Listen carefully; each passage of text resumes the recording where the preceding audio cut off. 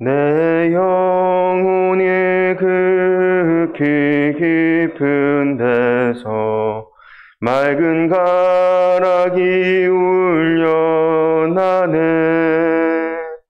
하늘 곡조가 언제나 흘러나와 내 영혼을 고이 싸네. 평화 평화로다. 하늘 위에서 내려오네. 그 사랑의 물결이 영원토록 내 영혼을 덮으소서. 내 맘속에 솟아난 이 평화는 깊이 묻힌 보배로다. 나의 보화를 캐내어 가져갈 자 그 아무도 없으리라.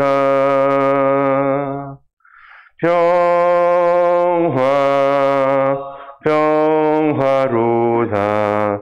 하늘 위에서 내려오네. 그 사랑의 물결이 영원토록 내 영혼을 덮으소서.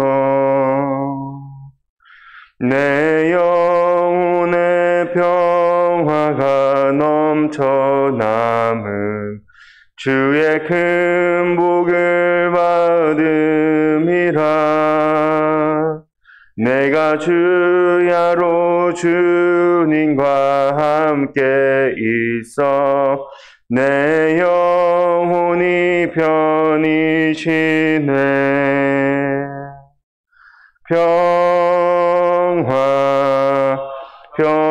평화로다.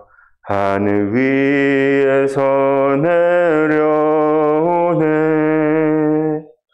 그 사랑의 물결이 영원토록 내 영혼을 덮으소서. 이 땅 위에 험한 길 가는 동안 참된 평화가 어디 있나. 우리 모두 다 예수를 친구 삼아 참 평화를 누리겠네.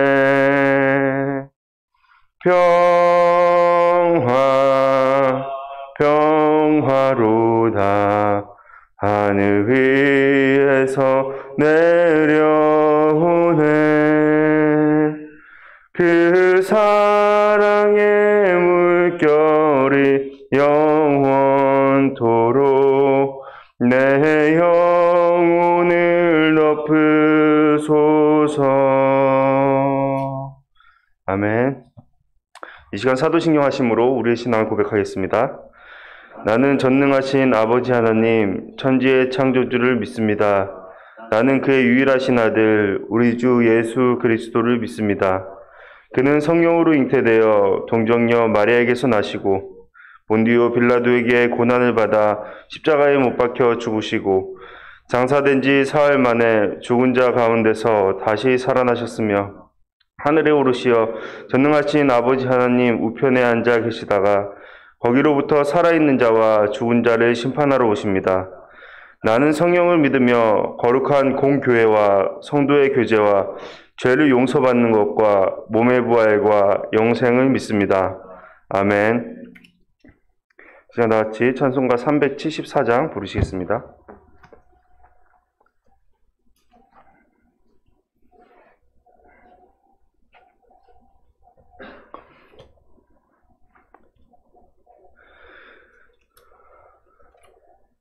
나의 믿음 약할 때에 주가 붙드네. 마귀 나를 깨일 때에 주가 붙드네.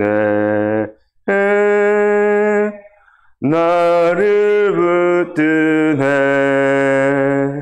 나를 붙드네.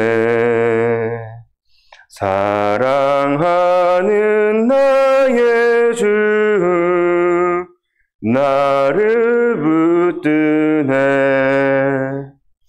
우리 구주 아니면 서지 못하네. 나의 사랑 식을 때 주가 붙드네. 나를 붙드네. 나를 붙드네.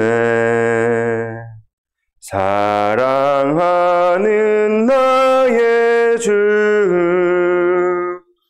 나를 붙드네. 나를 키우시고 항상 붙드네. 구원 얻은 사람을 항상 붙드네. 나를 붙드네. 나를 붙드네. 사랑하는 나의 주 나를 붙드네. 나의 영혼 약할 때에 주가 붙드네. 피를 흘려 샀으니 주가 붙드네. 나를 붙드네. 나를 붙드네. 사랑하는 나의 주 나를 붙드네. 아멘. 같이 기도하시겠습니다. 사랑과 은혜가 충만하신 하나님 아버지, 오늘도 이 자리에 함께 모여서 주님을 예배하고 주님의 말씀을 듣고 주님께 우리의 마음을 아뢰 수 있도록 인도하심에 너무나 감사드립니다. 주님, 하루하루가 지나면 지날수록 더욱더 주님을 사랑할 수 있는 마음 허락하여 주시고, 그 사랑으로 우리가 세상을 살아갈 때 세상의 기준이 아니라 주님의 진리된 말씀으로 살아갈 수 있도록 주님 인도하여 주시옵소서. 세상의 흐름 가운데 우리가 우리의 마음을 놓지 않도록 아버지 이끌어 주시고, 온전히 정말 주님의 말씀에 따라서 주님의 사랑을 나타내 보이는 그러한 우리의 사랑의 실천이 우리의 삶 가운데 있을 수 있도록 아버지 인도하시옵소서. 무엇보다 교회 공동체 안에서 무엇보다 우리와 가까운 사람들에게 그러한 사랑의 모습을 취하며 나갈 수 있도록 이끌어 주시옵소서. 오늘도 주님의 말씀을 듣습니다. 주님 말씀하여 주시고 그 말씀에 따라 우리의 마음을 변화시키고 온전히 정말 주님을 따라 나아가는 우리의 삶이 될 수 있도록 함께하여 주시옵소서. 사랑과 은혜가 충만하신 예수 그리스도의 이름으로 기도합니다. 아멘. 이 시간 다 같이 말씀 읽도록 하겠습니다. 찾으실 말씀은 로마서 12장 1절에서 8절까지의 말씀입니다.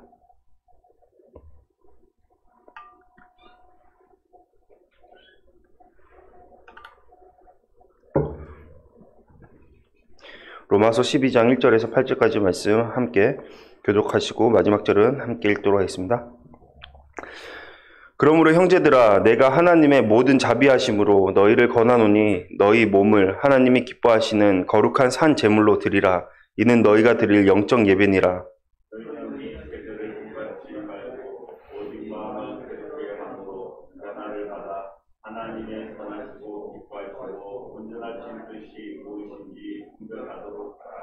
내게 주신 은혜로 말미암아 너희 각 사람에게 말하노니 마땅히 생각할 그 이상의 생각을 품지 말고 오직 하나님께서 각 사람에게 나누어 주신 믿음의 분량대로 지혜롭게 생각하라.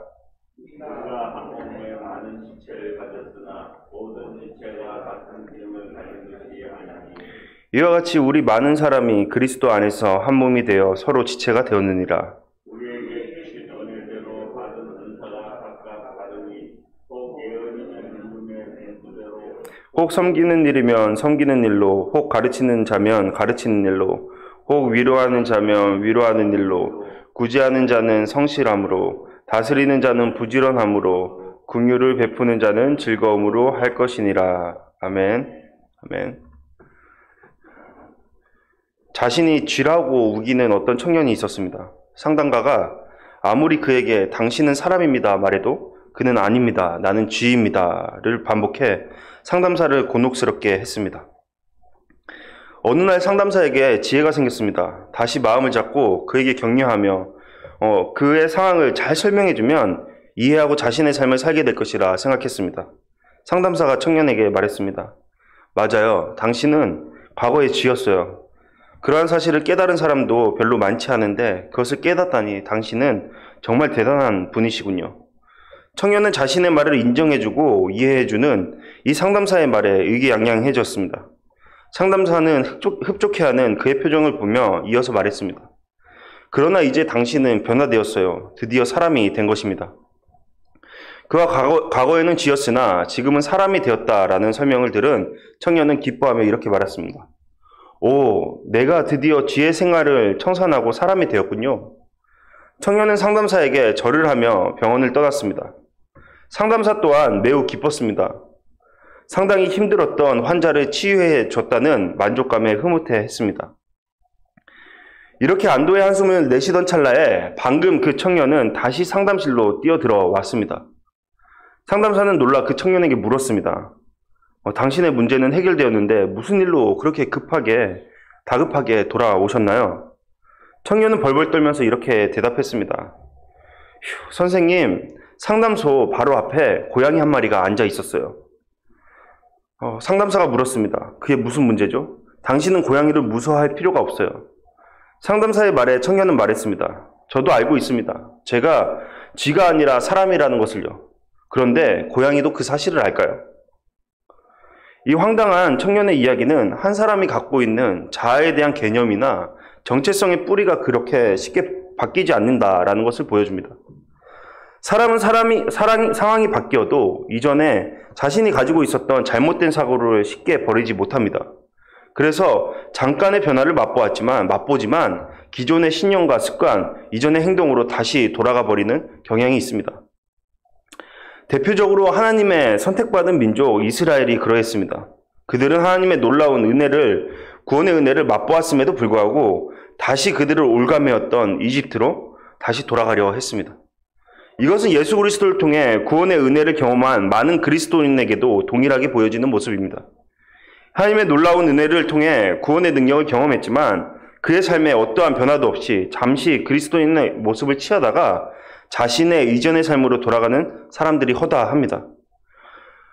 바로 바울의 시대에도 마찬가지였습니다. 많은 이들이 회심하여 그리스도인의 삶을 살아가는 듯 보였지만 이내 자신의 죄의 노예였던 옛 모습을 취하는 사람들이 많았습니다.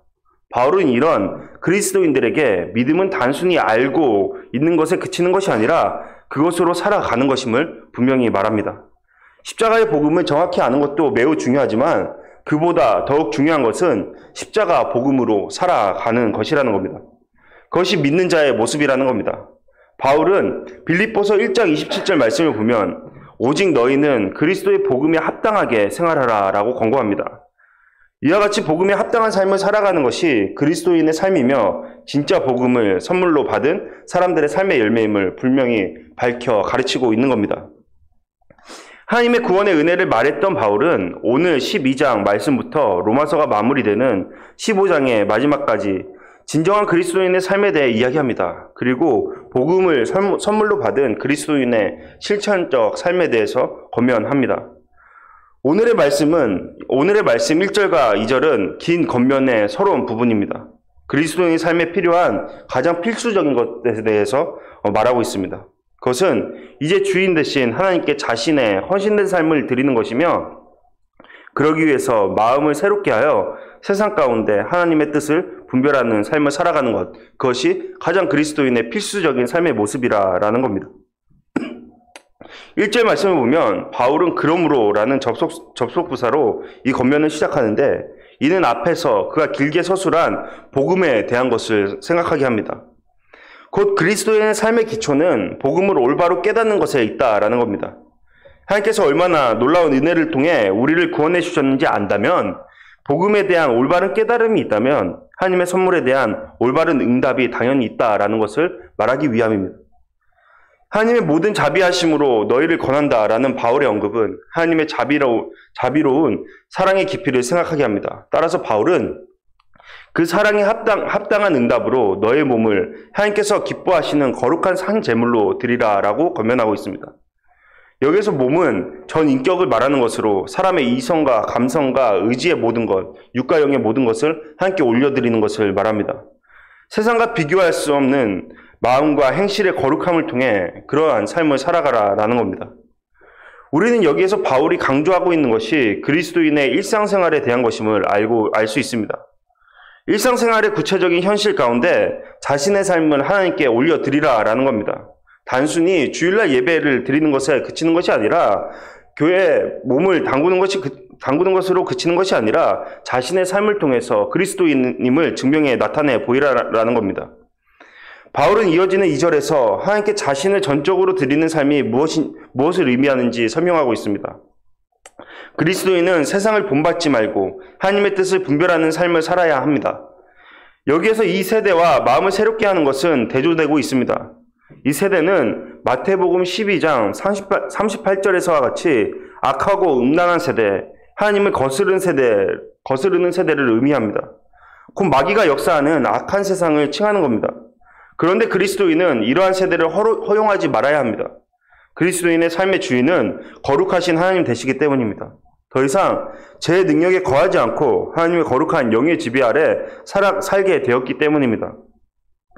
그리스도인은 마음을 새롭게 함으로, 현재의 악한 것을 거부함으로 마음을 새롭게 하여 하나님의 뜻을 따라 살아갑니다. 이는 성령님께서 그 믿는 각 사람에게 부어주신 능력으로 가능케 되는 삶입니다. 여기서 바울은 그리스도인의 마음에 집중하고 있습니다. 마음의 변화는 삶의 변화를 일으키기 때문입니다. 이 마음의 변화는 성령을 통해 이루어진 것입니다. 마음이 새롭게 된 그리스도인은 하나님의 뜻을 올바로 분별하는 삶을 살아갑니다. 그 새로운 마음을 공급하시는 성령님이 그러한 삶으로 인도하시기 때문입니다. 여기에서 바울이 말하고자 하는 것은 이제 하나님의 복음을 알게 된 그리스도인으로서 이전과 변화된 삶을 살아가야 마땅하다라는 겁니다. 그러한 삶은 우리의 마음을 새롭게 하시는 성령님의 계속된 일하심을 통해 가능케 된다라는 것을 분명히 말하고 있는 겁니다. 여기서 우리가 기억해야 할 중요한 것이 있습니다. 우리가 만약에 그리스도인이라고 하면서도 여전히 세대의 흐름에 따라, 세상의 흐름에 따라 살아가고 있다면 우리는 악하고 음란한 세대에 속한 자라는 겁니다.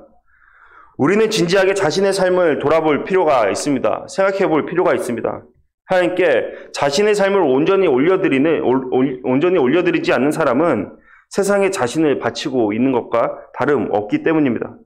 바울은 부분적인 삶이 아니라 한 사람의 영과 육, 모든 것, 전인격을 말하고 있습니다. 자신의 모든 것을 하나님께 올려드리는 삶을 살아가는 사람이 바로 그리스도인이라는 것입니다. 단순히 믿습니다라는 입의 고백으로는 부족하다라는 겁니다. 삶으로 자신을 증명해 보여야 한다라는 겁니다. 따라서 우리는 스스로에게 이런 질문을 던질 수 있습니다. 던져봐야 합니다. 우리는 믿는 자로서 그에 합당한 분별된 삶을 살아가고 있는가? 하나님께서 나의 삶의 주인 되시는가? 성령님과의 교통함을 통해 하나님의 뜻 가운데 우리가 지금을 살아가고 있는가? 바울은 이어지는 3절에서 5절까지의 말씀에서 이 편지를 받는 로마 교회의 문제를 의식하며 말하고 있습니다. 앞서 언급한 하나님의 뜻에 합당한 그리스도인의 삶이 무엇보다 교회 공동체 안에서 분명하게 나타나야 한다라는 겁니다. 여기서 바울이 곧바로 교회 공동체에 대한 권면을 하는 것은 전적으로 하나님의 뜻을 따라 살아가는 그리스도인은 공동체에 헌신해야 한다는 것을 말하기 위함입니다. 그리스도인은 더 이상 자신의 유익을 위한 삶이 아니라 하나님과의 새로운 관계 안에 놓인 하나님의 자녀들과의 새로운 관계를 맺고 하나님께서 각자에게 부여하신 은사를 통해 다른 이들의 필요를 따라 섬기는 삶을 살아가야 한다라는 겁니다. 각자 하나님의 뜻을 따라 살아가면서 부으시는 능력으로 서로를 섬기며 세워주라는 겁니다. 그것이 하나님의 뜻이라는 겁니다. 그러나 하나님의 교회 공동체를 향한 이러한 뜻과 달리 당시 로마 교회는 유대인 신자들과 이방인 신자들 간에 갈등이 있어 분파와 다툼이 생겼습니다. 바울은 다투는 모습을 취하는 이러한 로마 교회에게 하나님의 거룩한 성도로서 그리고 그들이 모인 거룩한 공동체인 교회의 모습으로서 마땅한 모습을 취하고 있지 않다라고 분명하게 말합니다. 그리고 그들의 마음을 변화시켜라, 새롭게 해라, 하나님의 뜻 가운데 그들의 모습을 나타내라 라고 말하고 있습니다. 따라서 바울은 3절에서 교회 안의 성도들에게 마땅히 생각할 그 생각에 그 이상의 생각을 품지 말라라고 권면합니다. 이 말은 교인들 각자에게 있는 자만심을 경고하는 겁니다. 서로가 자신의 믿음을 과시하며 업신여기는 태도를 문제 삼고 있는 겁니다. 서로 시기하고 경제하며 다투는 그것은 마음이 변화되기 전의 모습과 다름없다라는 겁니다. 바울은 이런 악한 마음을 버리고 하나님께서 주시는 그 믿음의 분량으로 지혜롭게 생각하며 서로를 섬기는 데 사용하라라고 권면합니다. 믿음은 하나님께서 주신 선물로 그것에 대해 어느 누구도 자랑할 수 없습니다. 만약 이에 대한 올바른 인식이 있다면 자신이 믿음을 가졌다고 그것을 통해 우월감을 가질 수 없다라는 겁니다.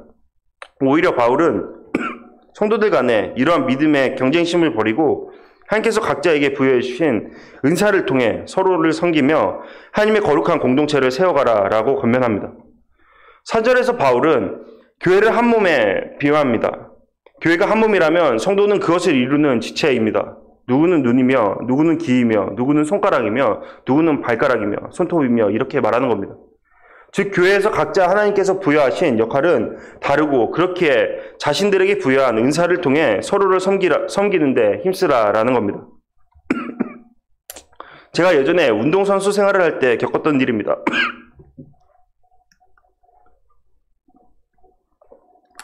한창 선수로서 높은 평가를 받다가 가장 중요한 시기에 부상을 당하는 바람에 기존에 갖고 있던 투구폼에 대한 감각을 잃어버렸던 암울한 때가 있었습니다. 운동을 해보신 분들은 아시겠지만 어떤 운동이든 기본적인 폼이 굉장히 중요합니다. 좋은 균형을 가진, 좋은 감각을 가진 폼이 있을 때 올바른 힘을 쓸 수 있습니다.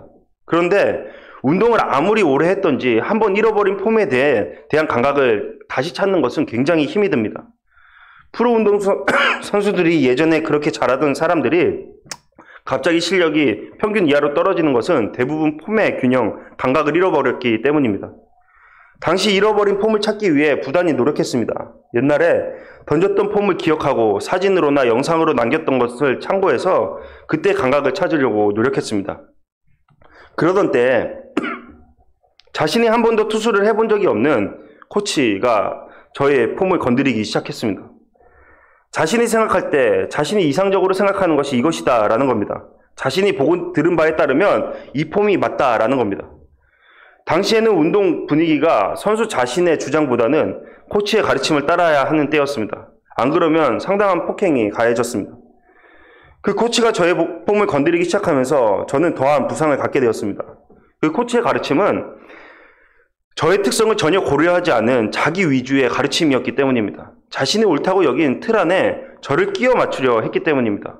그 뒤로 저는 옛날의 폼을 전혀 찾을 수 없었습니다. 제가 여기에서 말하고자 하는 것은 운동에서도 각자 태어날 때부터 갖고 있는 특성에 맞춰 폼이 형성돼야 된다라는 것을 말하고자 하는 겁니다.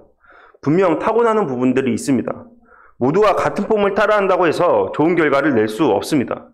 무엇보다 자신에게 있는 것이 무엇인지 바로 알아야 되며 그것을 잘 활용할 수 있도록 해야 합니다. 자신에게 가장 잘 맞는 것이 무엇인지 훈련을 통해 알아가야 합니다. 좋은 코치는 그 선수의 기존에 갖고 있는 그러한 특성들을 철저히 파악하고 그것을 극대화하도록 합니다. 그 자신이 갖고 있는 잠재력을 깨우는 교육을 한다라는 겁니다. 교육인 에듀케이션은 어원의 의미로 파악하면 잠재력을 깨우는 교육을 한다라는 것을 말합니다. 안에 있는 것을 밖으로 표출하도록 돕는다라는 의미입니다. 좋은 코치는 바로 이러한 교육의 모습을 취합니다. 무엇보다 각 개인이 갖고 있는 것이 무엇인지 알려고 합니다. 획일화된 틀 가운데 자신이 가진 그러한 이상 가운데 한 개인을 가두려는 것이 아니라 그가 가진 것으로 살도록 돕는 것입니다. 여기서 바울은 로마 교인들에게 좋은 코치의 역할을 하고 있습니다. 그가 그런 삶을 살아가는 사람이었기 때문입니다. 바울은 그리스도인 각자가 하나님을 통해 자신을 점검하며 자신이 어떤 사람인지 분명히 알아야 한다라고 말하고 있습니다.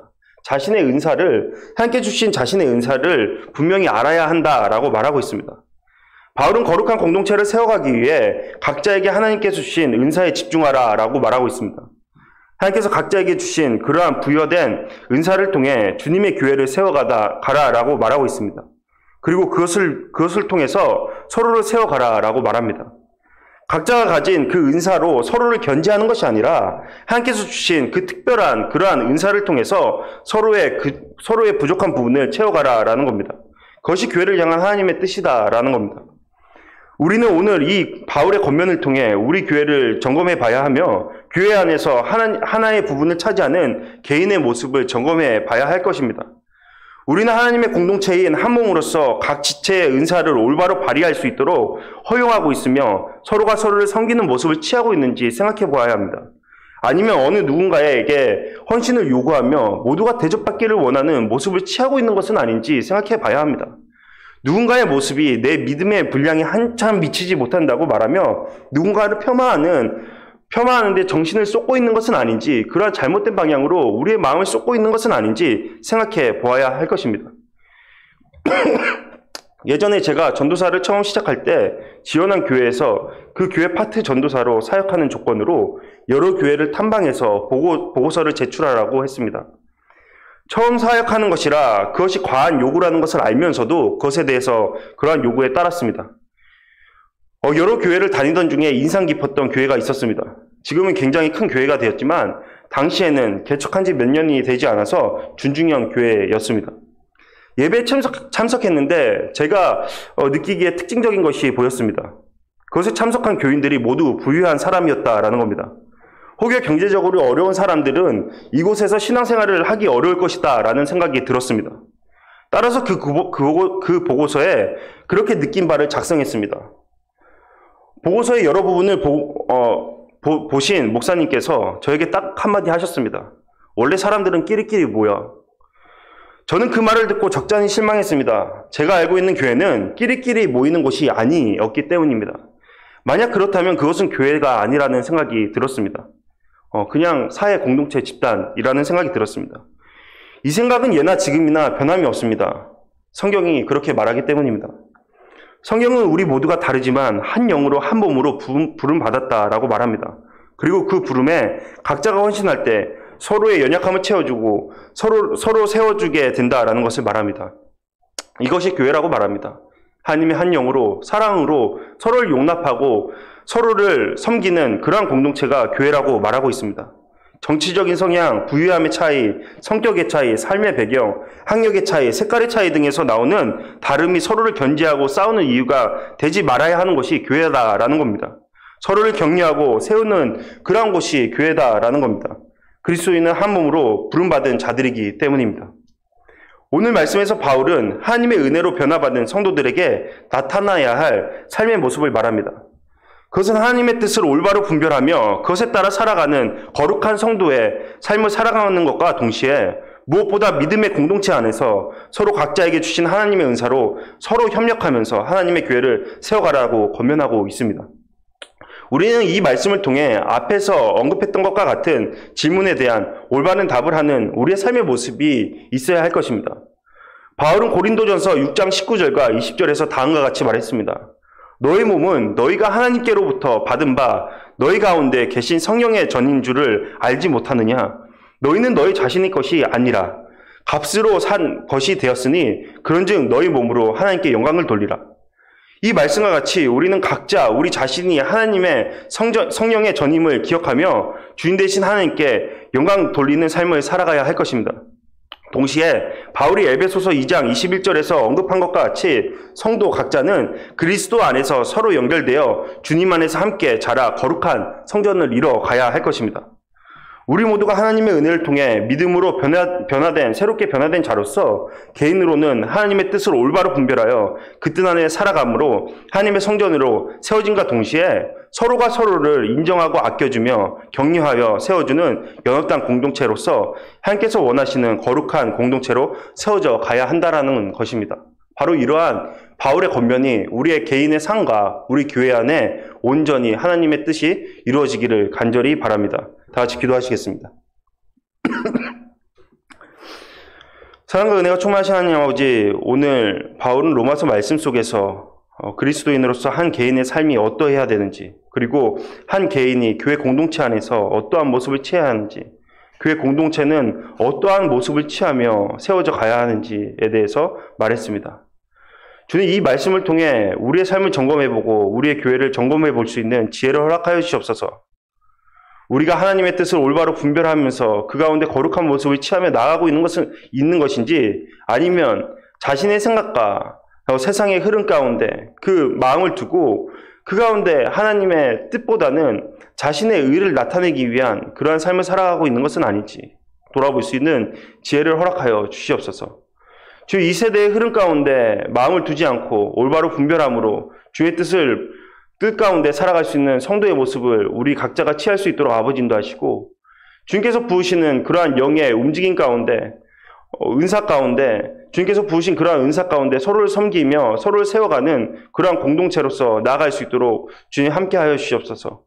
주 이 말씀이 단순히 로마 시대에 있었던 그러한 바울의 권면이 아니라 이 세대를 살아가는 우리의 삶에 주어지는 권면임을 분명히 알 수 있도록 아버지 이끌어 주시고 지혜 허락하여 주셔서 우리의 삶을 점검하여 주님께서 세우시는 각 개인과 교회 공동체로서 세워져 갈 수 있도록 주님 함께하여 주시옵소서. 오늘 하루를 살아갑니다. 오늘 하루 살아갈 동안에 일상 가운데, 시간의 흐름 가운데 주님, 이 마음을 주님의 뜻 가운데 두어서 온전히 정말 주님의 자녀로서 시간을 보낼 수 있는 우리의 삶의 모습이 있을 수 있도록 주님 함께하여 주시옵소서. 오늘 하루도 은혜 가운데 우리의 삶을 이루실 주님을 찬양하며 나아갑니다. 사랑과 은혜가 충만하신 예수 그리스도의 이름으로 기도합니다. 아멘. 다 같이 주기도문 하시겠습니다. 하늘에 계신 우리 아버지, 아버지의 이름을 거룩하게 하시며 아버지의 나라가 오게 하시며 아버지의 뜻이 하늘에서와 같이 땅에서도 이루어지게 하소서. 오늘 우리에게 일용할 양식을 주시고 우리가 우리에게 잘못한 사람을 용서하여 준 것 같이 우리 죄를 용서하여 주시고 우리를 시험에 빠지지 않게 하시고 악에서 구하소서. 나라와 권능과 영광이 영원히 아버지의 것입니다. 아멘.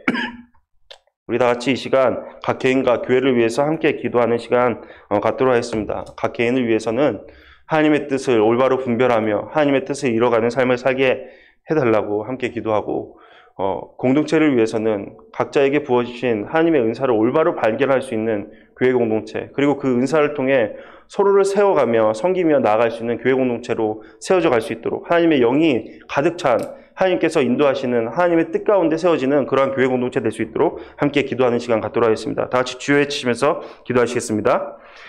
주여! 성령 하나님 아버지,